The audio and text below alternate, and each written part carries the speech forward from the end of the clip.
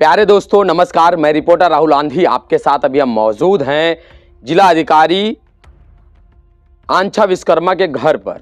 एक दिन की जिलाधिकारी जो फतेहपुर जनपद की बनाई गई थी, हम उन्हीं के गांव आए हैं, उनसे भी बातचीत करेंगे और उनका जो अनुभव रहा एक दिन का वह भी जानेंगे। इन्होंने अपने एक दिन के कार्यकाल में भी एक बड़ा नेक कार्य किया, उस नेक कार्य के बारे में आपको बताएंगे। और देखने वाली बात यह है कि यह आकांक्षा और उर्फ आंछा विश्वकर्मा का घर, ये आंछा विश्वकर्मा का वो घर है जहाँ पर रहकर पढ़ाई लिखाई करती थी।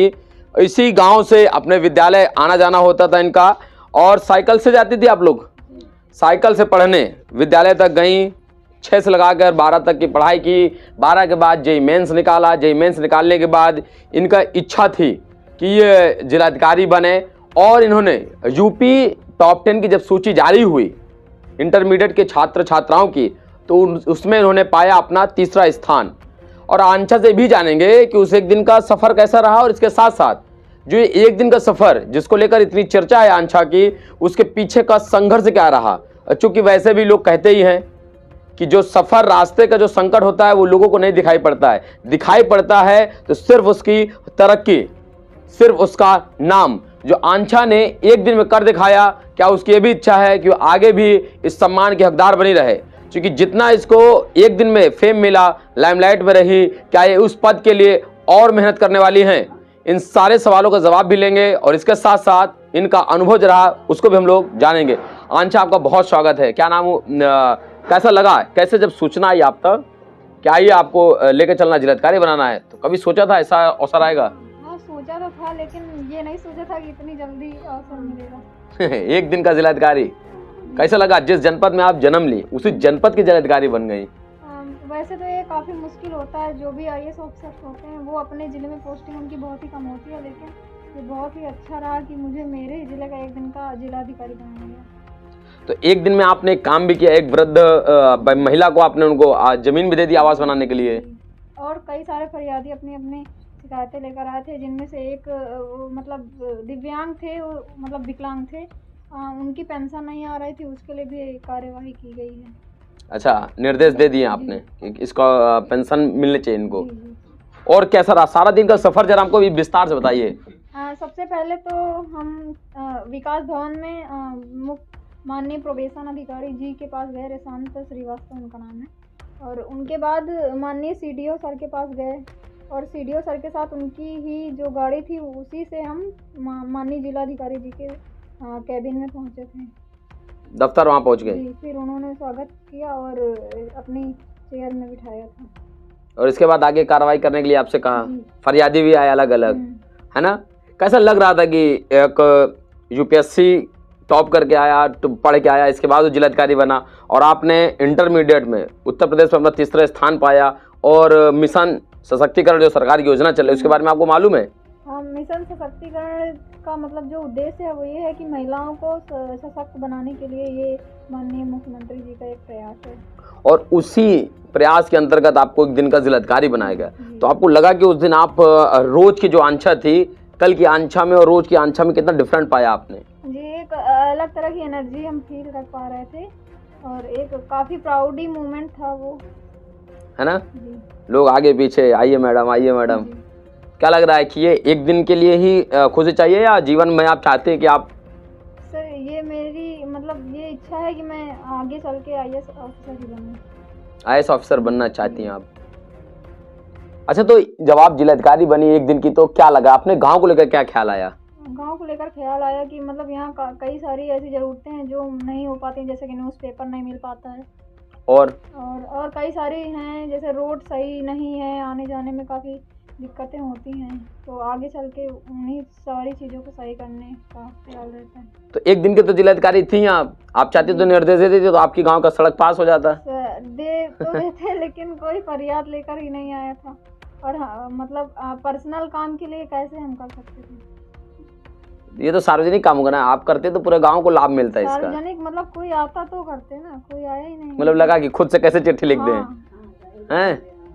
लगा कोई आ जाता फरियादी ऐसा मौके में तो आप कर देते। आपको कब सूचना मिली कि आपको जिलाधिकारी बनना है? मुझे सूचना रामनवमी के एक दिन पहले। एक दिन पहले किसके माध्यम से मिला? स्कूल के जो प्रिंसिपल मैनेजर हैं। तो फिर इसके बाद यहाँ से आप पहुँची? घर में जब जैसे सुबह मान लीजिए टाइम दिया गया कि चलिए ठीक है आपको 10 बजे पहुंचना है, तो उस रात जब एक दिन रात ही जब से सूचना मिली उस समय से कैसा फील हो रहा था? लग रहा नींद आ रहा था कि नहीं रात में? नहीं, नींद तो आ रही थी लेकिन एक्साइटमेंट था। हैं? जल्दी से वो समय आया जिसमें हमको गद्दी में बैठना है। हैं? क्या कहना है? और जो आपके साथी हैं या जो लोग तैयारी कर रहे हैं, हमने विद्यालय भी गए, आपके प्रधानाचार्य से भी हमने बातचीत किया, क्लास टीचर से भी हमने रूपेंद्र कुमार से भी बातचीत किया, है ना, रीता देवी प्रधानाचार्य जी से बात किया और आपके मैनेजमेंट से भी बात किया। आपके लेकर बड़ी तारीफ कर रहे थे। आपकी छोटी बहन है आयुषी विश्वकर्मा, उसको भी लेकर लोग तारीफ कर रहे थे, बोले कि ये तो उस अपनी बहन से भी ज़्यादा अच्छा नंबर लेके पास होगी। तो ऐसा लगता है आपको कि आपसे आगे निकलेगी? हाँ, उसकी मेहनत ही इतना बताती है कि वो मुझसे ज़्यादा आगे, मतलब ज़्यादा नंबर आएंगे।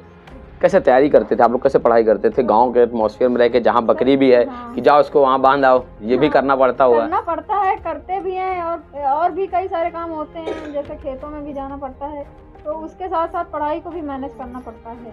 और फादर भी आ नहीं रहते नहीं, तो बाजार का भी काम देखना होता होगा। जी, जाना पड़ता है, जैसे सब्जी लेने जाना पड़ता है। तो इन सब के बीच में कितने घंटे स्टडी करते थे? क्या शेड्यूल बनाया था आपने अपना? मतलब हम लोग खाली नहीं बैठते थे, खाली टाइम पे हम लोग घर का काम कर लेते थे और अदर टाइम पे हम लोग पढ़ाई करते थे। फादर क्या करते हैं बेटा? पिताजी मेरे मजदूर हैं, मजदूरी करते हैं। मजदूरी करते हैं? कहाँ करते हैं? अभी तो यहीं थे, अभी बारिश के मौसम में चले गए वहाँ, गोवा चले गए हैं, अभी दिवाली में आएंगे। गोवा चले गए, मजदूरी की तलाश में भी गोवा तक निकल गए। तो कैसे देखती हैं आप उत्तर प्रदेश के विकास को? चूंकि बताइए आप उत्तर प्रदेश में अगर मजदूरी भी ना मिले उत्तर प्रदेश के लोगों को, मजदूरी करने गोवा जाना पड़े, तो आप कैसे फिर देखते हैं उत्तर प्रदेश के डेवलपमेंट को?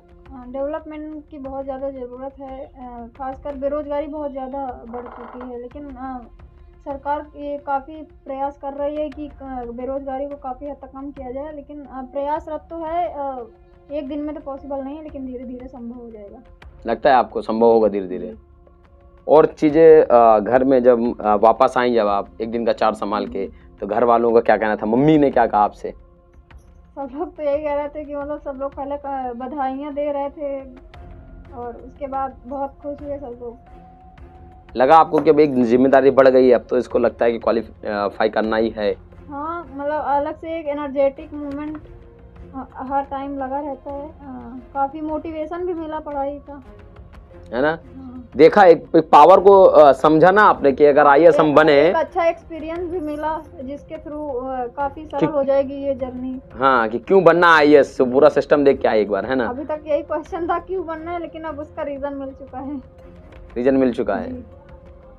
मान लो आपको 1 साल के लिए जिलाधिकारी बनाया जाए, तो क्या आप उस जिले में लेकर किन मुद्दों को लेकर सबसे पहले आप काम करना चाहेंगे? सबसे पहले तो महिलाओं की शिक्षा के लिए मैं काम करूंगी, क्योंकि महिलाएं काफ़ी, मतलब उनकी शिक्षा काफ़ी नीचे है, तो उसको ये प्रयास, उनको शिक्षित बनाने के लिए सरकार भी काफ़ी प्रयास कर रही है, जैसे कि सुकन्या योजना, सुमंगला योजना, ऐसे कई सारे कार्य सरकार द्वारा किए जा रहे हैं, लेकिन उनको और प्रभावी बनाने के लिए मैं प्रयास करूँगी। तो पहले दोस्तों हमारे साथ जुड़ी हुई थी तत्कालीन जिलाधिकारी कह लें या पूर्व जिलाधिकारी कह लें, हम एक दिन की जो जिलाधिकारी बनाई गई फतेहपुर जनपद की, आंचा विश्वकर्मा से जाना गया, चूँकि इनका एक लक्ष्य भी है। उन्होंने JEE मेंस क्वालिफाई किया, इसके बाद ये इलाहाबाद में रहकर इस समय स्टडी कर रही हैं, UPSC की तैयारी कर रही हैं, चूँकि इलाहाबाद को गढ़ भी माना जाता है शिक्षा का, और वर्तमान समय उसका नाम बदल के रख दिया गया है प्रयागराज। और चूँकि जब भी आप उस परिक्षेत्र में जाएंगे तो एक एटमॉस्फेयर वहाँ पर भी आपको पूरा सिविल लाइन से लगा के त्रिपाठी चौक तक आपको दिखाई पड़ेगा। आप जिधर जाएंगे CPM कॉलेज तरफ जाएंगे तो लगेगा एक स्टूडेंट की जो खेप निकलती है। लेकिन इन दिनों देखा गया है कि इलाहाबाद में भी वो जो सरगर्मी थी शिक्षा को लेकर धीरे धीरे कर बढ़ती बेरोजगारी के चलते कम हुई है। आंचल ने बताया कि मेरे फादर मजदूरी करते हैं, अब इनके दादी बाबा से भी बातचीत का जो हमारा प्रयास है वो जारी रहेगा।